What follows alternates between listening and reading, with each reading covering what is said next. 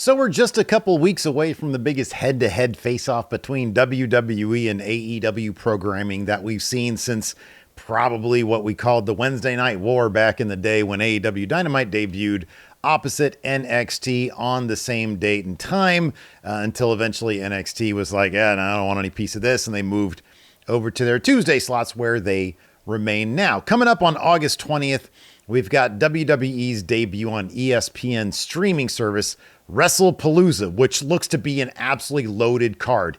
Whenever WWE begins a new partnership, like we saw at the beginning of this year with Netflix, they always load up the first. Remember the first episode of, what was it, SmackDown on Fox, when they had Kofi Kingston lose to Brock Lesnar in 8 seconds, and everybody was like, oh my God, who's going to counter the strength of Brock Lesnar? And it was just like Cain Velasquez, and nobody really cares about that. In any event, WWE always likes to load up their shows whenever they've got something new to do. And they've got something new now with ESPN. It was reported, I don't know, a month ago or so, that WWE was going to come up with this Wrestlepalooza show on the 20th on the same day as AEW's All Out. And then it was like, oh my God, it's the first, they're doing the ESPN thing early. So yeah, they're not just going to throw out one of these Saturday night main event type shows against an AEW pay-per-view. They are showing up on ESPN, so it's going to be a big deal. Sure enough, AEW, they're still running All Out in Toronto on the same day on pay-per-view. Now, up until now, most of WWE's counter-programming to AEW has been not very effective because they haven't really thrown what they could throw at AEW. Lately, it's been a bunch of like NXT premium live events, which I feel kind of bad for NXT because, for example, against, what was it, All In or Forbidden? I think it was Forbidden Door. They did Heat Wave, I think it was, which I'm sure was fine. I didn't watch it. And there was not a lot of buzz around that show because, you know, it's NXT Heat Wave and you had AEW's Forbidden Door there. And usually AEW's pay-per-views are pretty well received. In this case, things are a little bit different because of just how loaded the WWE show is. We got Brock Lesnar versus John Cena. Cody Rhodes versus Drew McIntyre, I think, is happening there. They got Io Sky versus Stephanie Vaquer for the women's world title happening there.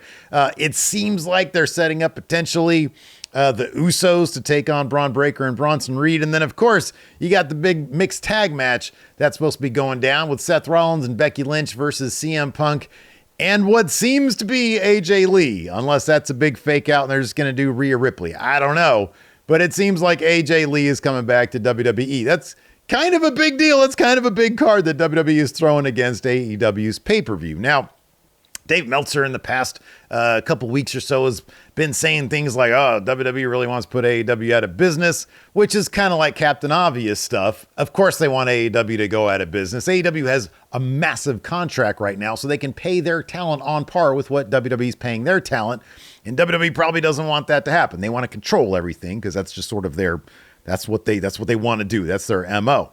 But AEW is still out there. They're still running their pay-per-views. Their last pay-per-view, Forbidden Door, seemingly got between, I think, if I have these numbers in front of me right here, what is this? Between 122,000 and 130,000 buys on pay-per-view, which is crazy amounts of money right there to get people in this day and age to pony up $50 for, admittedly, a really long pay-per-view of wrestling. That's crazy. I know we were doing that back in 1995 also, but Jesus. Well, more likely 1998.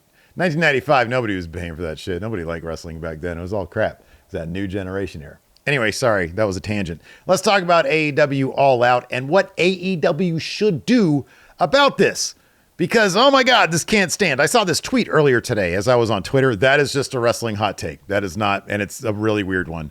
True love one tonight. Anyways, let's go over here from Just Alex. This is a Twitter account that I always see pop up, whenever I'm looking at the internet wrestling stuff. And this right here lays out the case that maybe Tony Khan should, surrender, I guess. Alex says, if Tony Khan is a smart businessman and truly cares about his show not being overshadowed, he should already be making plans to either move All Out to an earlier time in the day or push it to Sunday.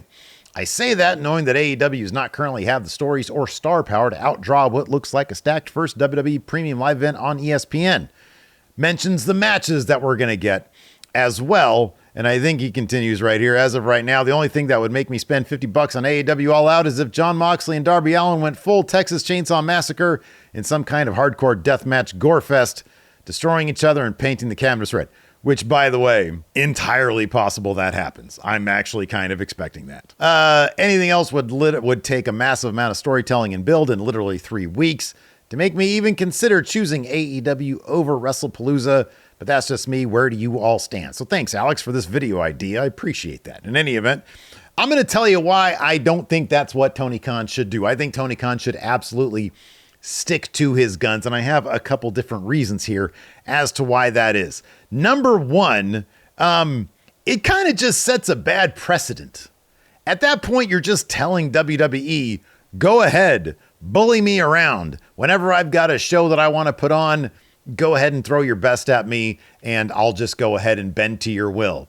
And then at a certain point, if I bend to your will, you might try something else, like sticking another premium live event right after the premium live event, or on the same day as what I'm doing. They're just going to chase me around, and I'm just going to keep on folding. So I think it sort of sets a bad precedent for him to do that. At a certain point, you just got to put your guns up, man. I think Dukes up. Dukes up or guns up? It's Dukes up. I think it's Dukes up. That's what they call these. Exactly why, I don't know. In any event, here's another reason why AEW should not just fold to this counter-programming effort.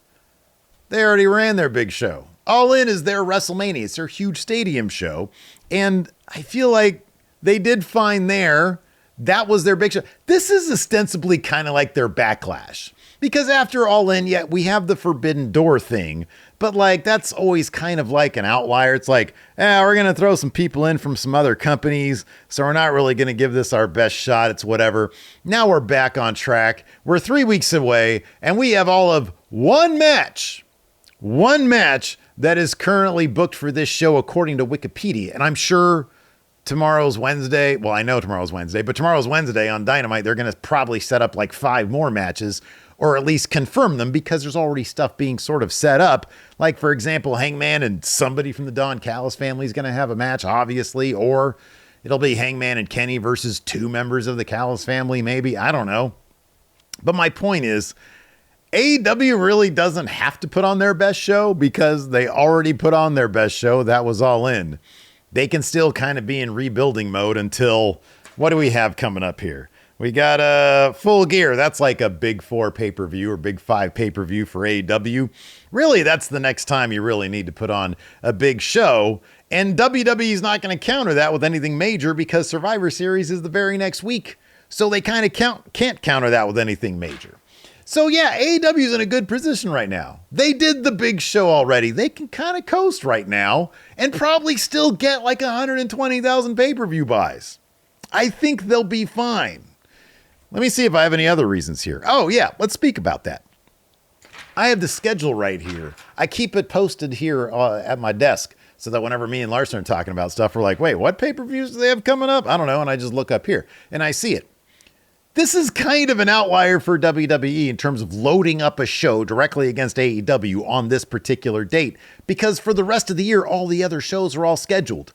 And yeah, they'll probably throw like some NXT premium live events still at AEW. But as we've seen, that really only hurts NXT. That doesn't really hurt AEW all that much, because here we got coming up. What is this? October 11th, Crown Jewel Perth. All right. But then October 18th, the next weekend, you got Wrestle Dream. And WWE's not going to run another show, another big premium live event the very next week just to counter Wrestle Dream. They'll probably just run an NXT show. November, it'll probably be a Halloween Havoc. That's probably what they'll do. November, you got Full Gear on the 22nd. And then on the 29th, Survivor Series. So a week later, once again, you got Survivor Series. They're not going to run a WWE main roster show on the 22nd of November against AEW's Full Gear, because the next week you got Survivor Series. And then you got, December, Saturday night's main event on the 13th. There was that rumor or report or whatever that WWE was trying to get Peacock, NBC, whoever, to run that show on the 27th against World's End because it's John Cena's last match. It's kind of a big deal. There was the rumor that they were trying to do that, but then Peacock was like, we got football that day. We can't do that. So they couldn't do that. So they got John Cena's last match 2 weeks before AEW's World's End. So at the very least for the rest of the year, AEW's kind of in safe territory. This is like the one time when WWE's really throwing like everything they have at this ESPN debut. It's kind of wild that they were able to get like all that to line up because like these are billion-dollar deals. And then like ESPN's like, oh yeah, you want to run your first show opposite your main competition? Sure, let's go ahead and do that. That's a cool idea. I'm sure the show looks actually pretty loaded. And if AEW always brings the heat with these pay-per-views. The matches will all be good. But as Alex mentions in the tweet, the one thing that I definitely agree with is that the stories really aren't there because they just paid off all their stories. The Mox Darby match is going to be absolutely a bloodfest, though. That is, I mean, honestly, if you want to pay the $50 just for the gore fest, that's almost a guarantee. They are going to do that. The last point I'll make also is that at this point, from my observation anyways, the audiences, I'm sure there's plenty of overlap. But the AEW crowd that pays that 100,000 plus, that pays that $50 a month to get their AEW pay-per-views, they ain't going nowhere. You're not going to convince them to stop shelling out the $50 by asking them to shell out $30 for a Brock Lesnar match in 2025. I'm sure there might be some, but I feel like the vast majority of that 100,000 plus, they'll just watch that shit on YouTube or something if they're interested in it. I feel like at this point, AEW and WWE just provide two very distinct things. It's kind of great because you do, in fact, have an alternative to what WWE does. I like it all. I'll eat all day. But, yeah, I kind of feel like good luck prying that $50 away from those people when you're asking people to plunk down virtually, especially if you're asking people to plunk down $13 a month for Peacock as well, just to hold on to the NXT premium live events and 4 Saturday night main events per year and the $30 for the ESPN if you don't already have cable, which I'm kind of curious how many WWE fans are actually going to have to plunk down the $30 a month extra to get this stuff, or if most people still have ESPN in one way, shape, or form. Let me know in the comments below. So yeah, my advice to Tony Khan, because I'm sure he watches this, is stick to your guns. Don't run at a different time. Actually, you know what? For me as a content creator, I kind of dig those like afternoon pay-per-views. I'm not against those. But in any event, also, one last thing, the metrics are different. There's no like clear-cut winner or loser here. It's just sort of this nebulous, what's people talking about? What's the conversation all about? I wonder what they're doing over in WWE. Oh, did you see Brock Lesnar turned an extra shade of purple while he was trying to hoist John Cena up for an F5? Wow, that was cool. Or like, oh, look at this cool flip move that somebody did in AEW. That was really cool too. Look at this throwback to a Shikara match from like 15 years ago. That was really neat. That was just really reductive. I don't know why I did that. Anyways, what do you guys think? Let me know in the comments below. Should AEW stick to their guns? Or should they put their dukes up? Wait, no. Or should they collapse? Or should they surrender? I don't know what I'm doing. I got to go pick up my kid. We'll see you guys around.